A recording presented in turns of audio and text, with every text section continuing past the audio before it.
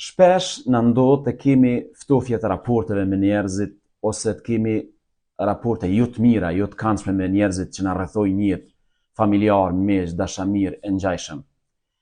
Dhe në këto situata, në shumë të në rasteve, e ngushëllojmë veten tonë me atë bindjen ose me atë që ne shprehim. I rëndësishëm është Zoti i Madhreshëm, e rëndësishëm është të kem raporte me Zotin, si janë të rëndësishëm njerëzit. Kjo bindje shprehur në këtë formë, jo gjithmonë është e saktë. Madje është rrezikshme kur kjo bëhet logjike fetarisë.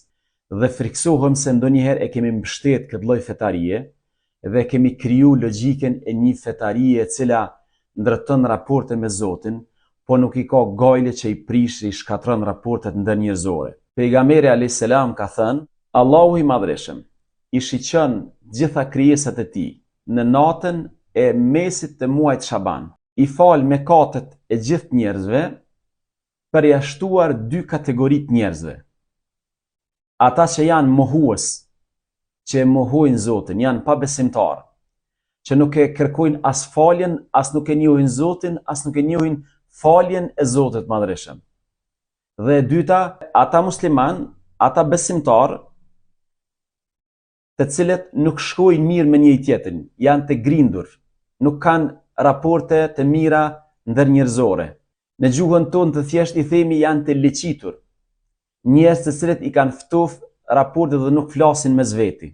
Interesant është edhe koha kur vjen kjo natë. Kjo natë vjen 2 javë para Ramazanit.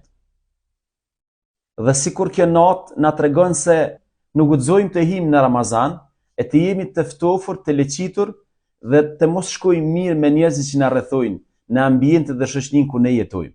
Pra, ftofja, urrejtja, leqitja, prishja e raporteve me njëri tjetrin është njëra nga çështjet esenciale që pengon shpërblimin e Zotit. Një njeri i cili qëndron mirë me Zotin, ka relacione të mira me Zotin, a nuk do të duhej ky njeri të ketë raporte të mira edhe me njerëzit? A nuk do të duhej ky njeri të jetë korrekt, të jetë dashamir, të ketë dashuri për gjithë njerëzit me të cilët jeton? Patjetër, ndryshe do ta nxjerrim edhe relacionin ton me Zotin keq para njerëzve. Pra, aq më shumë që të forcohemi të lidhemi me Zotin, njëkohësisht po aq duhet lidhemi të forcohemi me njerëzit që na rrethojnë në jetë.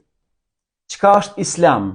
Dorëzim ndaj Zotit në kuptimin vertikal dhe paqe me njerëzit në kuptimin horizontal. Ky është Islami.